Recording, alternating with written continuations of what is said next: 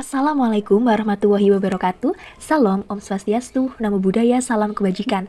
Terima kasih banyak kepada Ibu Deli selaku dosen pengampu di mata kuliah Strategi Operasi kelas J yang sudah memberikan saya kesempatan yang begitu berharga untuk bisa membuat video mengenai penjelasan dari pertemuan 9 dan juga 11.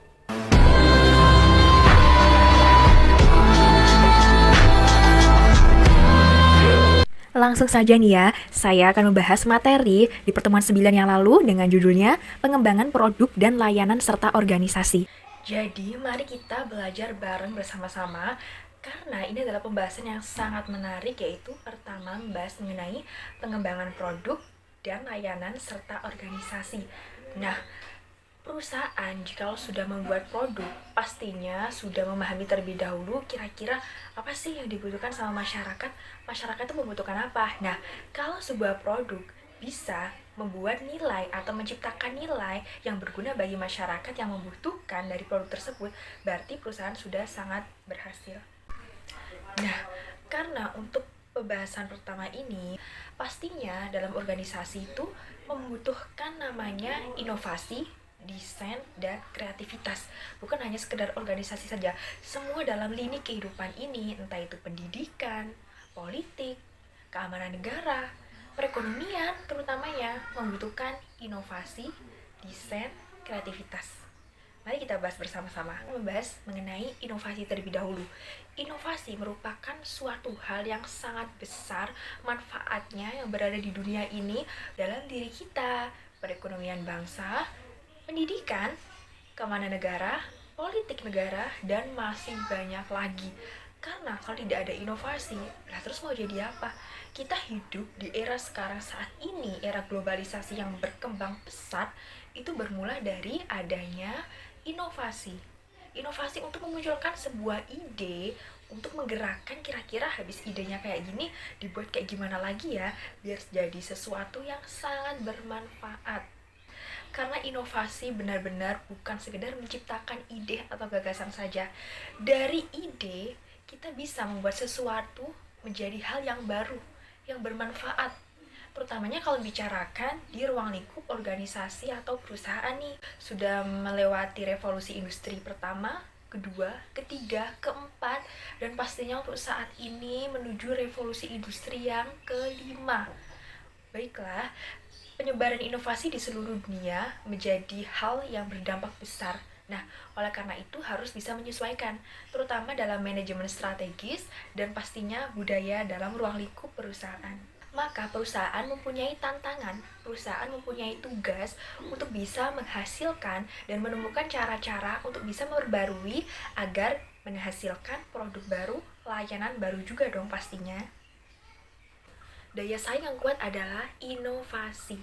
Nah, perusahaan juga harus mempunyai manajemen strategi agar bisa menggabungkan manajemen pemasaran, keuangan, produksi, penelitian, dan pengembangan.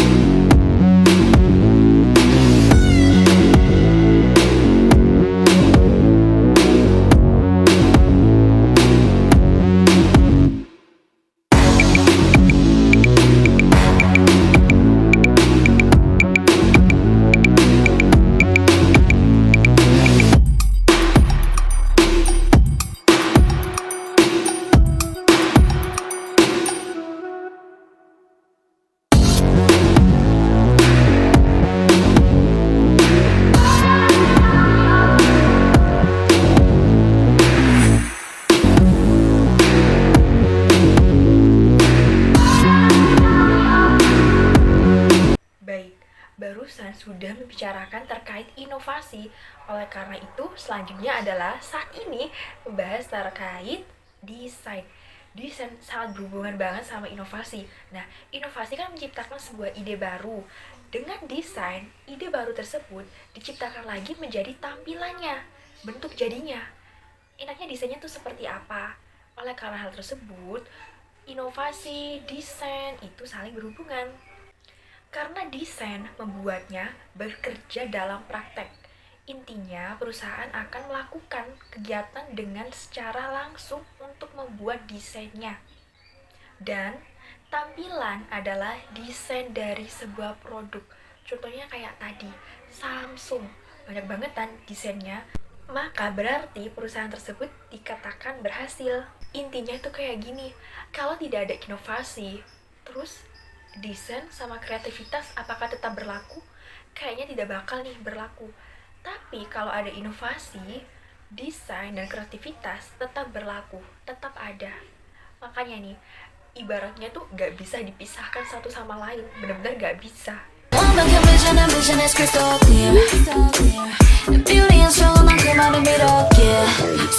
Langsung saja, contohnya adalah inovasi produk yang dibuat oleh Samsung yang juga berhubungan dengan kreativitas.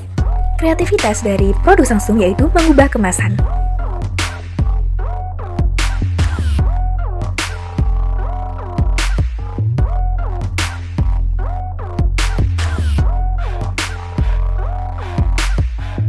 Pengembangan produk Samsung dan layanan serta organisasi, perusahaan wajib mengetahui yang pertama, perusahaan mengetahui sumber-sumber potensial dari perusahaan.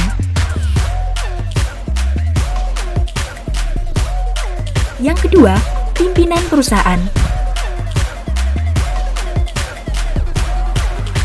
Yang ketiga, fasilitas perusahaan menciptakan lingkungan positif.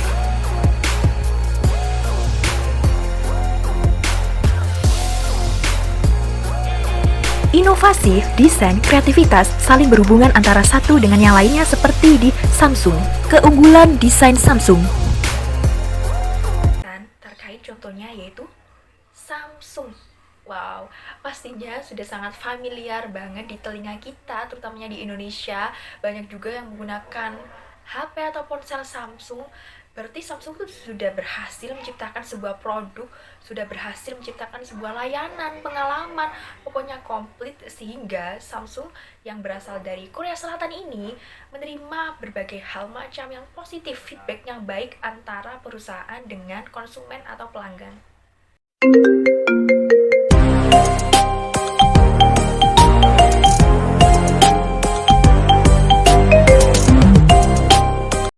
Nah, karena udah membahas di pertemuan 9 tadi materinya tuh kayak gimana, sekarang kita membahas kilas balik di pertemuan 11, yaitu proses strategi operasi, pemantauan, dan pengendalian.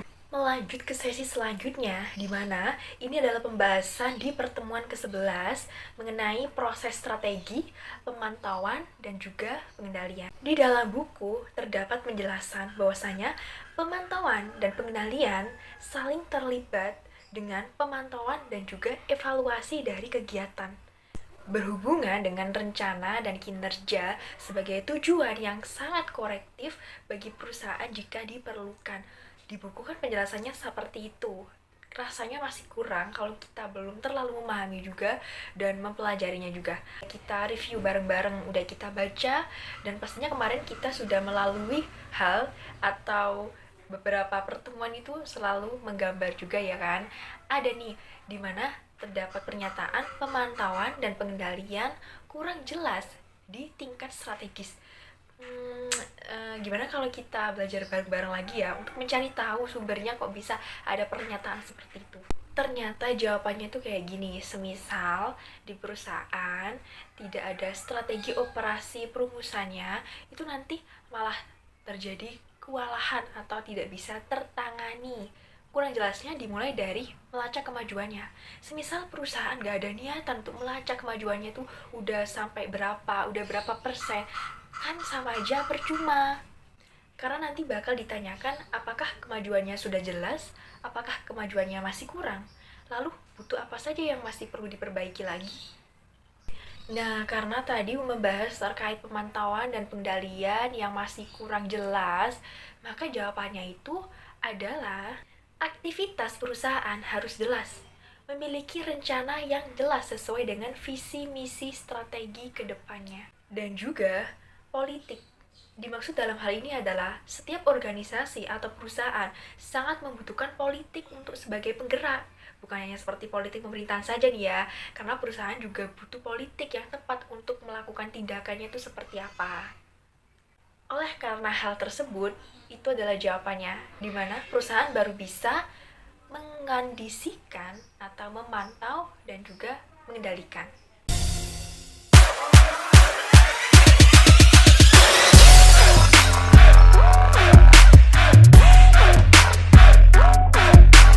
Masuk ke dalam studi kasus, di mana studi kasus yang saya bawa adalah Unilever. Pastinya kita sudah familiar ya, karena sudah nggak asing lagi terdengar oleh kita, dan juga produk-produknya itu banyak bertebaran di Indonesia. Unilever merupakan perusahaan multinasional yang dimana bidang usahanya adalah manufaktur. Nah, ternyata nih di Indonesia itu didirikannya Unilever mulai masuk Indonesia di tahun 1933 nih. Dalam pemantauannya, Unilever sendiri sangat fokus sekali seperti yang pertama, yaitu pemantauan terhadap mengidentifikasi ancaman eksternal dari luar maupun internal dari perusahaan dan juga memahami kelemahan dan kekuatan perusahaan itu sendiri. Yang kedua, yaitu isu formulasi. Yang dimaksud dalam hal ini, Unilever selalu ingin mencari tahu juga kira-kira apa yang harus diperbarui lagi. Apakah keputusannya juga sudah tepat? Lalu bagaimana alokasi sumber dayanya? Dan juga sangat mempedulikan bagaimana kalau menciptakan merger untuk membangun kerjasama yang saling menguntungkan di perusahaan. Dan yang ketiga adalah pemantauan terhadap transformasi digital atau globalisasi, di mana Unilever mempunyai tantangan besar untuk selalu bisa membuat budaya organisasinya itu baik, yang berpengaruh positif bagi karyawan maupun atasannya. Maka untuk selanjutnya, saat ini kita akan membahas mengenai pengendalian Unilever. Yang pertama adalah mengendalikan proses produksi.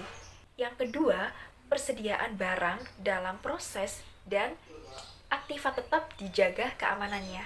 Yang ketiga, tetap fokus terhadap informasi di perusahaannya untuk menjaga kinerja perusahaan agar selalu stabil atau dalam kondisinya tidak terlalu naik turun berlebihan tuh harus bagaimana. Dan yang keempat nih, Unilever juga memiliki tanggung jawab besar dan juga tantangan yang harus dilakukan secara nyata, yaitu di mana dalam proses produksi mengurangi biaya atau mengurangi pemborosan di proses produksinya.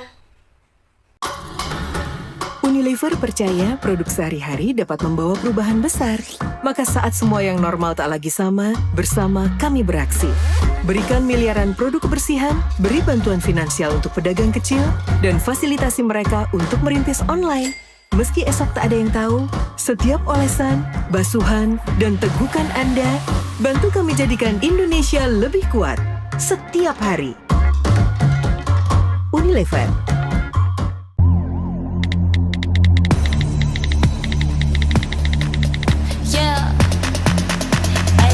Membicarakan program dari Unilever, kemarin terjadi hal yang sangat berdampak besar di Indonesia, yaitu Unilever berhasil menciptakan 3 program yang meliputi yang pertama, kesehatan. Membicarakan kesehatan, Unilever tertuang dalam SDGs saling bersangkutan, di mana berguna untuk meningkatkan kesehatan di Indonesia.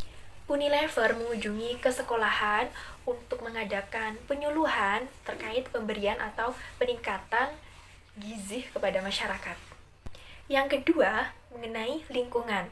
Saya pernah nih membaca artikel di mana dalam artikel tersebut memberitahukan di tahun 2020 Unilever sudah berhasil melaksanakan 3 program yang besar dan juga berpengaruhnya besar di Indonesia, yaitu yang pertama tadi ada kesehatan, yang kedua mengenai lingkungan.